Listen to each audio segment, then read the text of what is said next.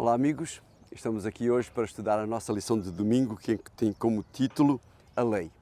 Mas ontem eu esqueci-me de fazer notar um aspecto muito importante na introdução da nossa lição. O plano da salvação, segundo Paulo no capítulo 4 de Romanos, tem três fases principais. A primeira é a promessa, ou seja, a promessa de Deus feita à humanidade através de Abraão. A segunda é a resposta do homem a essa promessa, ou seja, a minha resposta ao plano da salvação, a tua resposta ao plano da salvação. E a terceira é o pronunciamento, portanto, da justiça de Deus. Ou seja, Deus faz uma promessa, eu aceito a promessa e depois Deus diz-me se eu sou justificado ou não, ou seja, se eu aceitei devidamente e plenamente o plano da salvação ou não. Mas vamos ver agora qual é a importância da lei neste processo. E voltamos aqui ao verso áureo, e onde Paulo diz no capítulo 4, no capítulo 3 e no versículo 31, anulamos, pois, a lei pela fé? De maneira nenhuma, diz ele. Antes estabelecemos a lei.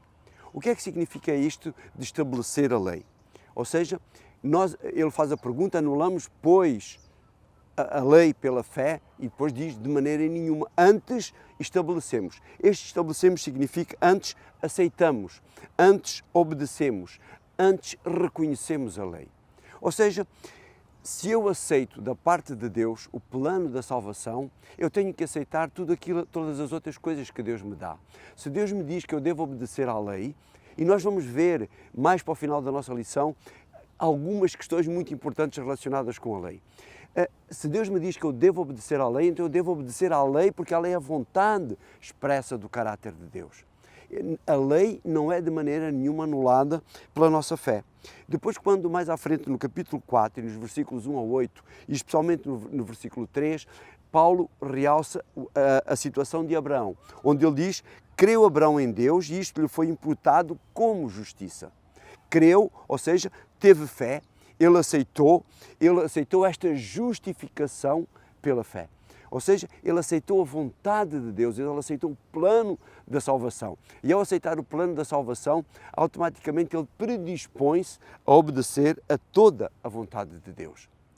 Quando nós olhamos, por exemplo, para um outro caso prático, como eu dizia na introdução, que a lição refere, a situação de Davi. Davi comete adultério com Batseba. E não contente com isso, manda matar também o seu marido.